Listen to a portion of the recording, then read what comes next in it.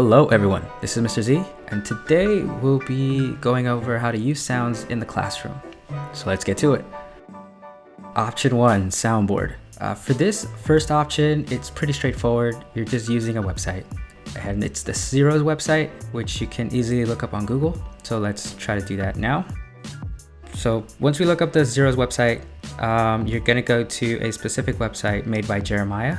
He's the one, the creator, and then you're gonna click on SoundBoard, test out the sounds to see if they work.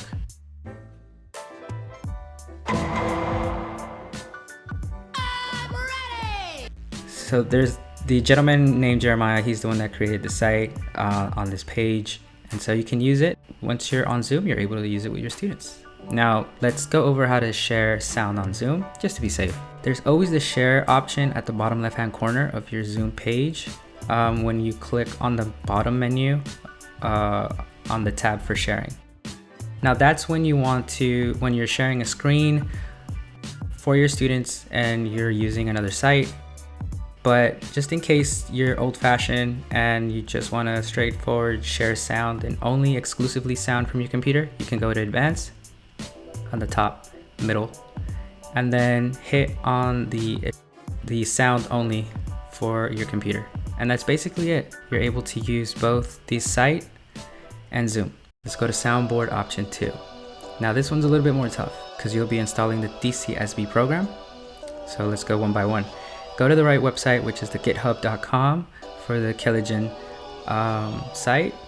And then you'll be able to see a exe file that you'll need to download in order to install the program for your SoundBoard. So click on it and it should pop up on the left hand corner of your web page. Okay. Then you're gonna click on it once it's fully downloaded page that looks like this.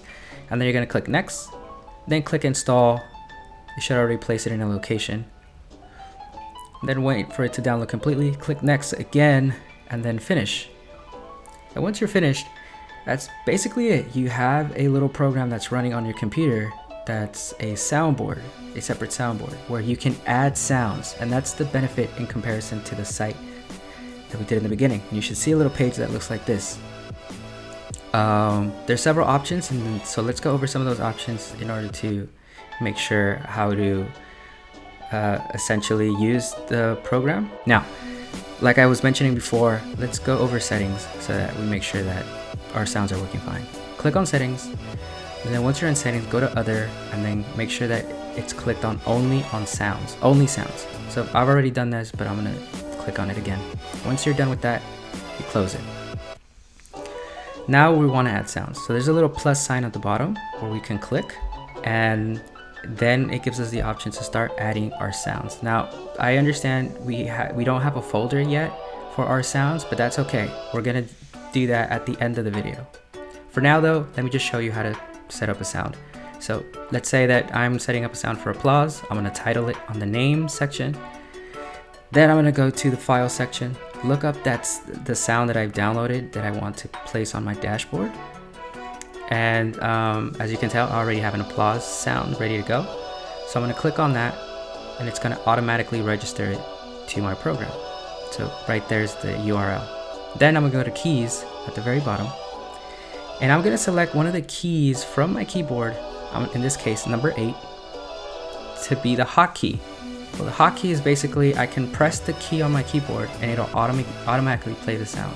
I can also play with the volume at the very bottom. And so those are things that you can adjust.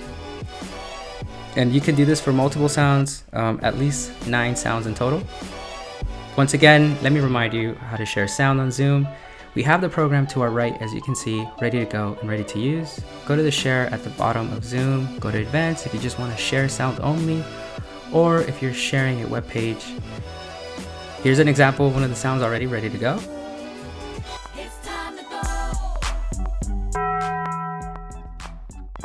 This is a bell.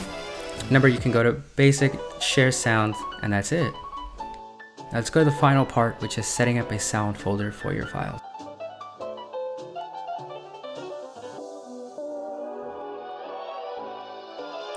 In case you were wondering, where am I getting these files for sound? Well, I'm giving you 2 options today.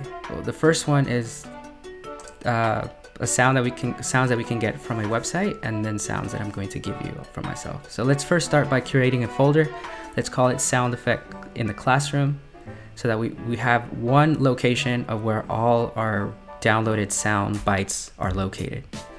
So now that we've done that, we can see that it'll be located in our menu on our computer, and we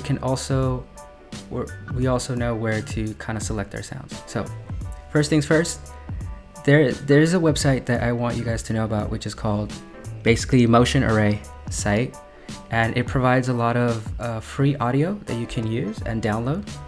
You don't have to pay. You do, however, have to register using an email. So I'll show you how that looks like in a bit. But basically, this is the site and how it looks like. You go to sound effect on the search bar on the top right, and then sometimes I type free sound effects. Sometimes I'll go to the filters and click free, and that'll be it. Once you've registered, you should send an email. You're gonna confirm that you've registered on the site. As you see here, there's a link at the bottom. I've already done this prior, so I don't need to register again, but this is how it'll look like. So it'll ask me for my phone number, address, and all that stuff. I didn't provide it. You just have to connect an email. Once you've done that, you can browse through the website and look for the sound effects of your choosing. Now, you might want to use sound effects in the classroom for dismissing the class, for a particular activity, for an array of things that you can be creative in your long distance journey. Here's one for a clock maker, but there's several ones. Once you click on it, go to the bottom download button, as you see there, and then you should be it'll take you to another page. Download it again, and you should see on the left hand corner of your web page. Once you see on the left hand corner, it'll glow a little bit in as you see here, the bottom, that's my last download. So it gave me multiple bell sounds because I chose a bell sound in the previous web page. So I want to add that to my soundboard, right? So how are we gonna do that? So let me remove this other sound that I've already placed. We're gonna go to the plus sign again.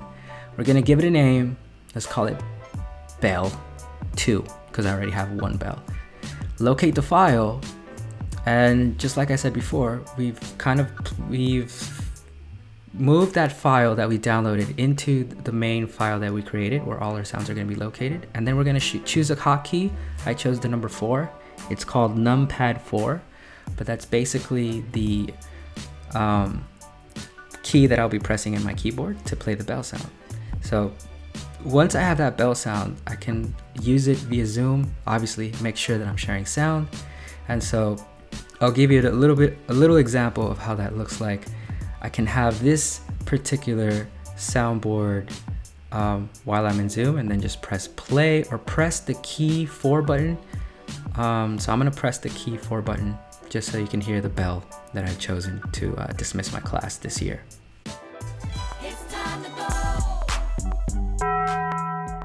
And then I can just pause it there. You can see that there's a play and pause buttons at the very bottom right hand corner.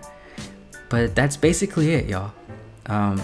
Remember, I've also provided a folder for free sound bites, so you don't have to create a folder. You can just kind of transfer them there. And thank you again for giving me the opportunity.